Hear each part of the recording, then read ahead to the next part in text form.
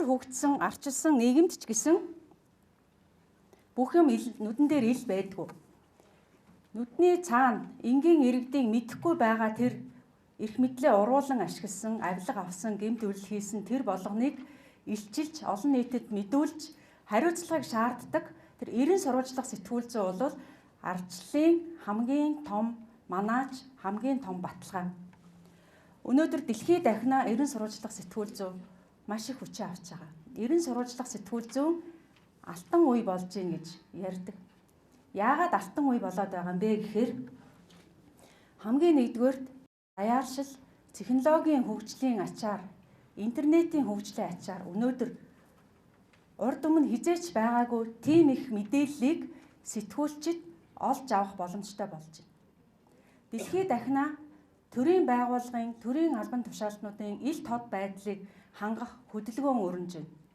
Энэ хөдөлгөөний ачаар ч гэсэн сэтгүүлчид урд өмнө хизээч авч тийм амархан хялбар аргаар олж авах боломжгүй байсан тэр их мэдээллийг өнөөдөр авах боломжтой болсон. За хоёрдугаарт бол даяаршлын ачаар мөн л нөгөө технологийн хөгжил дэвшлийн ачаар хамтран ажиллах боломж урд өмнөхөөс хизээд илүүгээр хөгжөөд байна. Бий болоод байна. Монголд ч гэсэн шуугиан тарсан Panama Papers, Панамын жагсаалтын талаар бид нар бүгдээрээ дуулсан, сонссон. Panama Papers дээр дэлхийн 80 гаруй улс орны сэтгүүлчид хамтран ажиллаж 11.5 сая гаруй баримт бичгийг анализ хийж, эннийхэн үндсэн дээр маш том эрх мэдлээ уруулан ашигласан, хөрөнгө зарсан тохиолдлуудыг илрүүлсэн дэлхийд дахина. За энэ боломж мэдээлэл хүртэх урд өмнөхөөс илүү их өргөн боломж, хамтран ажиллах илүү боломж маань биднэрт мөн илүү үр дүнтэйгээр 90 сурвалжлах сэтгүүл зүйн бүтээлийг бий болгох, илүү үр нөлөөнд хүрэх, илүү аюулгүйгээр хамтран ажиллах ийм боломжийг нээж өгч байгаа учраас дэлхийд дахина 90 сурвалжлах сэтгүүл зүй маш их илүү хурдцтайгаар хөгжиж хүчээ авч байна. Ямар бэрхшээл байна уу, тэрийг даван туулах ямар гарц байна вэ гэдгийг хэлэлцэх зорилгоор өнөөдөр энэ арга хэмжээг зохион байгуулж байна. Бидний энэ анх дугаар гэдэг энэ уулзалт хэлэлцүүлэг маань үр дүнтэй болох байх гэж маш их найдаж байгаа. Энэ уулзалтын нэг онцлог нь хэвлэл мэдээллийн байгууллагад ажиллаж байгаа туршлагатай сэтгүүлчид 90 сурвалжлах сэтгүүл зүйн бүтээлийг нэг бус удаа гаргасан сэтгүүлчдээс гадна, редакторудаас гадна хэвлэл мэдээллийн байгууллагын эзэд энэ уулзалт, энэ чуулганд идэвхтэйгээр хамтран оролцож бид нартай хамт бас боломж гарцуудын талаар хэлэлцэхээр хүрэлцэн ирсэн байгаад маш их талархаж байна. Ингээд чуулганы үйл ажиллагаанд амжилт хүсье. Баярлалаа. Эхний хэлэлцүүлэг маань яг одоо 90 сурвалжлах чиглэлээр 90 сурвалжлахын одоо гол элементүүдийг тодорхой хэмжээгээр ашиглаж бүтээл төрүүлээ хийж байгаа одоо гол төлөөлөл авсан сэтгүүлчтэйгээ уурж бид нэр өнөөдрийн одоо толгомдоод байгаа гол асуудлаа бас шийдлээ ярилцсан. Тэгэхээр миний зүгээс бас чиглүүлж хэлэхэд бид нэр өнөөдөр энд одоо Монголд 90 сурвалжлах сэтгүүл зүй байна уу, байхгүй байна уу, эсвэл муу юу, сайн уу гэдгийг ярилцах гэж ирээгүй. Энэ бол ерөөсөө одоо академик төвшөнд ч юм уу илүү судлаачид за сэтгүүл зүйн багш нарын ярих хэвээр асуудал ах гэж бодож байна. Өнөөдөр бид нэр тодорхой хэмжээнд энд 90 сурвалжлах сэтгүүл зүй байна гэж үзэж байгаа учраас өнөөдрийн чуулга уулзалтыг бас зохион байгуулж байгаа болов уу гэж би бодож байна. Тийм ч учраас бас өнөөдөр 90 сурвалжлах чиглэлээр амжилттай ажиллаж байгаа юм сэтгүүлчтэйгээ эхний хэлэлцүүлэгтээ уурж ингэж туршлага одоо солилцож алдаа оноогоо хилцэж цаашдаа яах вэ гэдгээ ярилцах юм. Тэгэхээр эхний асуултаа би дөрвөн зочиндоо дөрүүлэнд нь тавья. Тэгээд ерөнхийдөө бол яг бид нар эхний хэсэгтээ одоо яг 90 сурвалжлах чиглэлээр ажиллахад биднэрт ямар гол хүндрэл бэрхшээл байна вэ гэдэг дээр ярилцаад хоёр дахь хэсэгтээ бас гарцаа ярьсан дээр хальтаа. Тэгээ би эхний асуултаа оюун эрдэнэ таамж тавих гэж байна. Өнөөдөр сонины таамж оюун эрдэнэгч бол хөшөөтийн орд газрыг одоо 3 жилийн хугацаанд судалж 90 сурвалжилж 40 орчим бүтээл бичиж эцэстээ одоо гол зорилгоо биелүүлж чадсан. За мөн энэ бүтээлүүдэд нэгтгэж хөшөөтийн ордыг нээсэн юм бүтээл ном гаргасан байгаа. Өнөөдрийн бас ирсэн зочидтой энэ номыг бэлгэлж байгаа. Тэгэхээр 3 жилийн хугацаанд нэг сэдвийг ингэж дагнаж бичнэ гэдэг бол амаргүй зүйл. Танд энэ хугацаанд ямар хүндрэл бэрхшээл байв, бас ямар дарамт байв, тэр тухайгаас ярьж эхлэе л да. За тэгээ энд хүрэлцээрсэн бүх сэтгүүлчтэй баярын мэнд хүргэе. Яа тэгэхээр бол энэ бол 90 сурвалжих сэтгүүлчтэй удаас анхдугаар чуулгандаас бид нэр гэрч болж ирж байгаагаар бол энэ баярын үйл явдал гэж бодож байна. Тэгээ Болрогийн манаас сая хэлсэн нөгөө гол зорилгоо биелүүлсэн гэдэг хөшөөтэй ор дээр ярьж байна л да. А миний бодлохоор яг зорилго бол биелсэн гэж би өөрөө харддаггүй. Ягаад тэгэхээр зэрэг хөшөөтийг стратегийн орд оруулах ард түмний өмч болох нь бол миний сэтгүүлчийн зорилго байсан. Гэтэл энэ маань одоо 3 жилийн одоо хугацаанд нэлээд идэвхтэй явж байсан. Сүүлдээ одоо ингээд дарагдсан. Бас яг эцэлэн шийдэгдээгүй тийм асуудал байгаа. Тэгээд нөхшөөтийн асуудлыг бол яг би өөрийнхөө хувьд бол 90 сурвалжсан гэдэг тухайн үедээ бодож байгаагүй.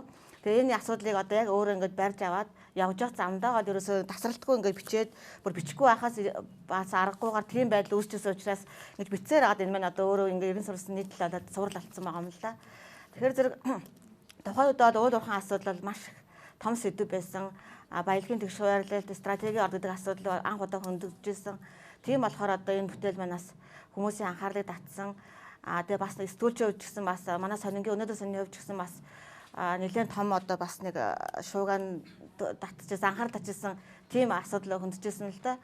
Тэгээд ер нь сэтгүүлчийн хувьд бол тухайд хамгийн их одоо бэрхшээл хүндрэл гэж ярих юм бол ер нь бол нэгдүгээрт бол юу байсан? Яг нэг одоо ийм маш том баялагын хэмжээний асуудлыг хөндөж байгаа учраас төр засгийн ч юм уу одоо тэр тухайн компани ч юм уу их хашиг гэдэг айгуу том асуудал байсан. Дээрээс нь хөрөнгө оруулалтын бас их хашиг оруулагчдын их хашиг хөндөж байгаа учраас бас нөгөө тодорхой төр засгийн хэмжээний бол тийм дарамт бол тийм их юм байсан л да.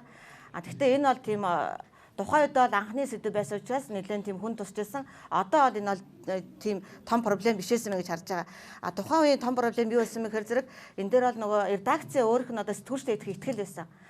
Тийм учраас нөгөө нэг итгэл байсан учраас сэтгүүлчигээ ийм олон удаа цуврал бичих боломжийг олгосон. 90 сурвалжих сэтгүүлзээс хөгжүүлэхэд өнөөдөр сонины бас маш том ос гавьяа тийм том одоо тийм давааг давсан тийм даваа байсан болоо шалгуур байсан болоо гэж бод тийм тэгээд сэтгүүлчдүүд бол тохиолдог бол гол бэрхшээлээ санхүүгийн бэрхшээл гэдэг.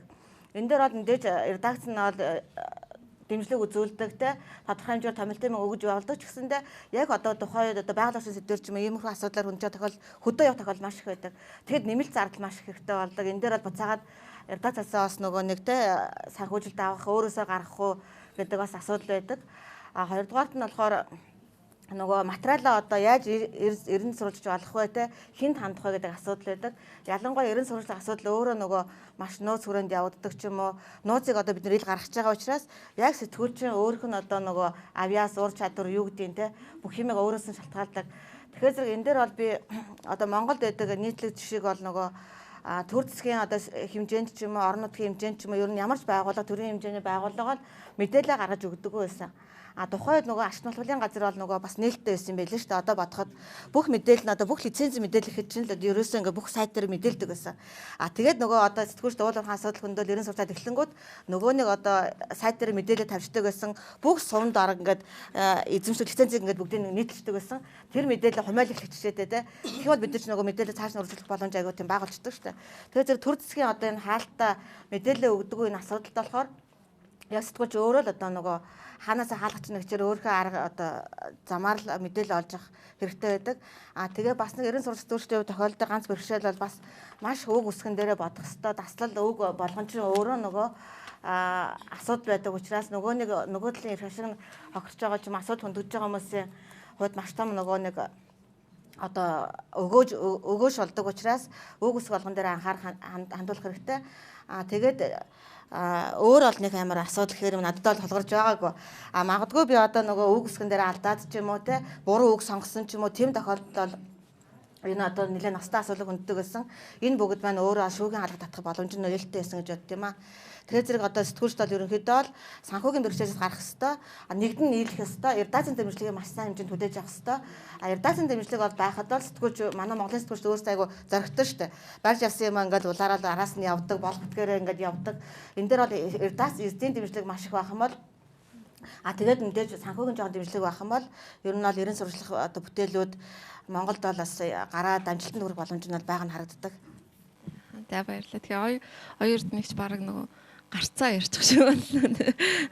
Дараагийн асуулт бол лавга тавил та. Ер нь лавга сүүлийн үед бас олны одоо шуугуулсан, анхаарал татсан олон ийм сурвалжлага мэдээлэл бэлтгэж байгаа. За олон улсын ерөн сурвалжлага сэтгүүлчдийн консорциумтай хамтраад Panama Papers алдагдсан баримтуудын бас Монголд анх удаа Монголын холбогдлолтой мэдээллүүдийг задлсан. Өчигдөр уулзаад сууж байхад лавга нэг гэгээтэй юм хэлсэн л дээ. Тэр нь юу гэхээр анх бол энийг ингээд нээгээд анхны шангийн татаад явхад бол мэдээж айгүй хэцүү байсан, дайралтууд байсан. Тэгтэл бид нарт 2 дахь гаргасан, 3 дахь гаргасан, айхгүй зоригтой гаргасан. 3 дахь гаргаад тавихад маш их эерэг өөрчлөлтүүд, эерэг одоо энэ хүлээн авагчдын болоод хүрээлэн буу орчин хүмүүсээс ийм нөлөөллүүдийг авсан тухайга ярьж ирсэн л да. Тэгэхээр бүгдээрээ сайнтай саартай бүх зүйлээ ярилцсан. Ерөнхийдөө бас эерэг талууд байгаа л ах л да. Энэ талаа яриад мөн анх тулгамдчихсэн хүндрэл бэрхшээлүүдээс хаалцгаая. Баярлалаа болроо. Тэгэхээр Монгол телевизийн редакц ICIJ гэдэг олон улсын ерөн сурвалжлах сэтгүүлчдийн холбоотой бид бүхэн ажиллах боломж олдсон. Би Хонконгийн их сургуулийг төгссөн.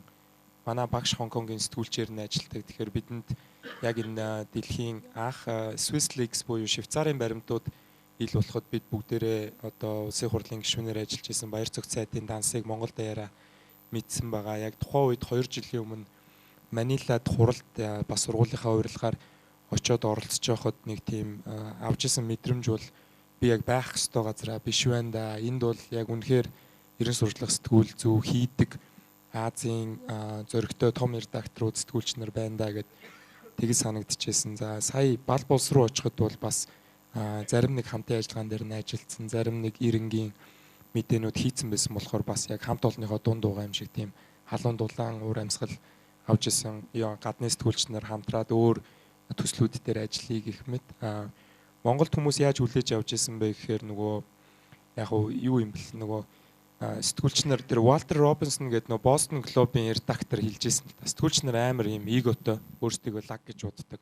Тэгээ бид нар агуу, бид нар эрсдэл хийж байгаа, бид нар олон нийтийн мэд хэргийг хамгаалж байгаа гэдэг тэр бодлоо илүү жоохон доошоо тавиад бид нар яг л адилхан цалингаа бол ажиллаа их гэдээ явж байгаа. Гэхдээ бидний хийдэг ажил бол ийм онцлогтой. Би том эрх мэдлийн эсрэг явж байгаа болохоор бүгдээрээ хамт ажиллая гэдэг тэр хандлага их чухал санагдаж байгаа. Монголд яг анх гаргаж ирж тавихад бол тэгэл нөгөө улс төрийн зорилготой гэж тухайн бизнесийн ажилдаг хүмүүс нь болохоор энэ ингээд Монгол телевиз зорилготой юм явуулж байгаа гэдэг дайралтууд их ирдэг. Заримдаа бол күтгэнд оромжлуулаад цуг ажиллаж байгаа залуучуудынхаа өмнөөс гомдох юм айгүйх гардаг бас бид нар хин нэгнээс мөнгө аваагүй юм хийж яагаад ингэж муухай гүтгүүлэх бол муухай те.